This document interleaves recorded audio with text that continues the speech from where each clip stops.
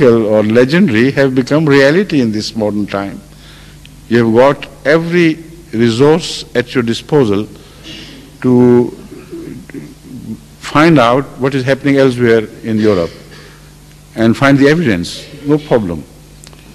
So this is what I believe in general. As far as the religious point of view is concerned, if you ask this question in relation to the religious point of view, the religious point of view here is of simple common sense. Every religion is based on common sense and values which are weighed against the evils, and a very well-balanced judgment has to be issued or a decision has to be reached at, whereby you see how much the government should suffer, how much responsibility is incurred on the government, and how much the farmers should suffer and how much can be saved. So a realistic appraisal of the whole situation has to be made with in relation to the distribution of responsibilities and fixing of responsibilities. Unfortunately, in every democratic system, the country is divided into parties and the party interests. These are not issues of such nature as to be sacrificed, so that in making them partisan issues, you sacrifice the national interests. It should be a joint party commission, Labour, Liberal, Conservative and other individuals who have worked well for the national interests. They should go into the whole issue. But unfortunately again here, the whole issue is being dealt with as if it is going to make the future general election for one party or the other. If you treat your questions of national interest which are so serious, then there is a lack of responsibility which has to be attended to. Thank you. Thank you. The second questioner is Mr. Robin Gibson.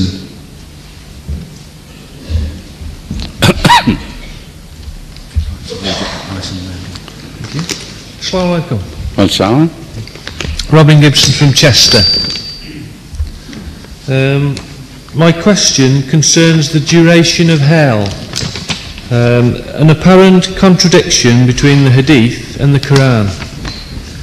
If I might read the Hadith, it says, "There will come on hell a day when its shutters will strike against each other and there will be none left in it. That will happen after the inmates of hell will have lived in it for centuries." Musnad. But in the Quran, the word abadar is used in 3 places with regard to hell. I don't know Arabic, but I understand that that means forever. Could you... Yes, inshallah. Thank you so much. Could you please sit while I answer you? The question of hell and heaven has first to be understood in as far as the nature of hell and the nature of heaven are concerned. If it is just a pit of fire like the one presented in our fiction, like Milton's Hell and Milton's Paradise, or Inferno by some other scholars, it's Italian, it was an Italian author who wrote Inferno, didn't he? What was the name? What? Dante. Dante's Inferno. This is not a religious concept, in fact. The religious concept is very different from the commonly held view about the hell and also about the heaven. So whether they are everlasting or not, how far can they be everlasting? What is the justification of giving a punishment to against a limited sin, limited in time, limited in its volume and application, which punishment is overwhelmingly large, out of all proportion, and everlasting is inconceivable. But what is the mechanism, what is the philosophy of all this, without understanding these questions, my answer will not be understandable. But I'll have to be very brief. It's a very big issue I have taken up. According to Islam, according to the study of the Holy Quran, the hell and the heaven are made here on earth by human actions.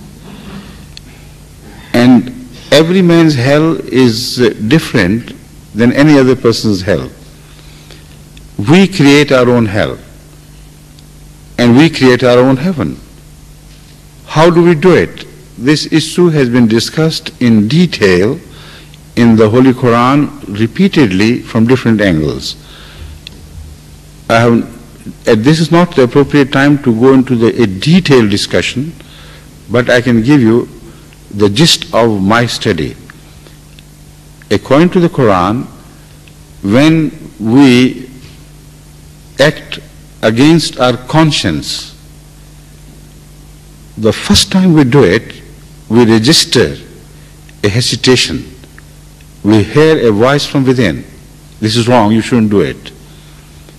But when you do it repeatedly, then the voice of protest from within is stilled ultimately.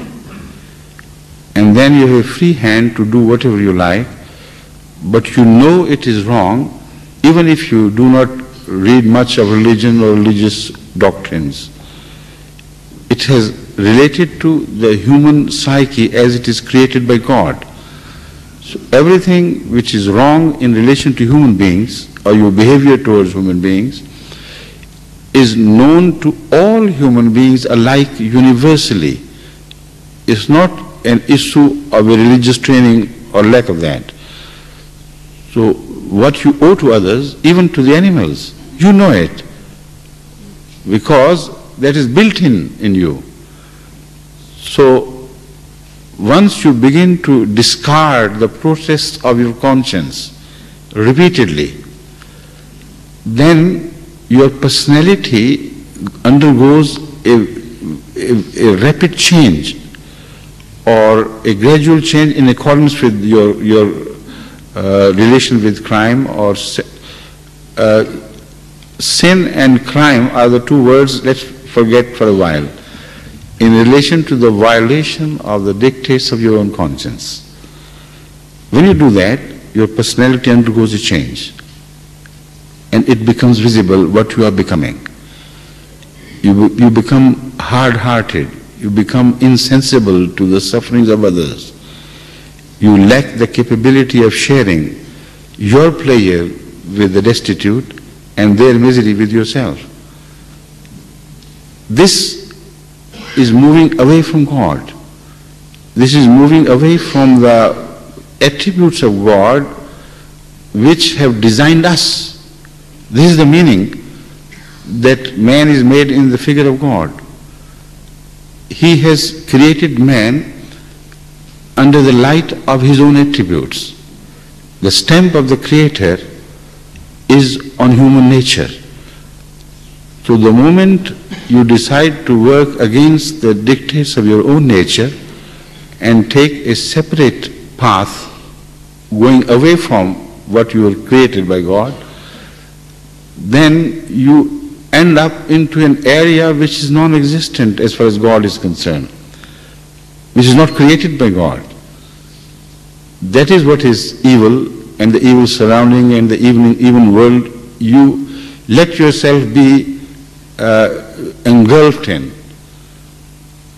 When such a man dies, he has lost all taste for goodness.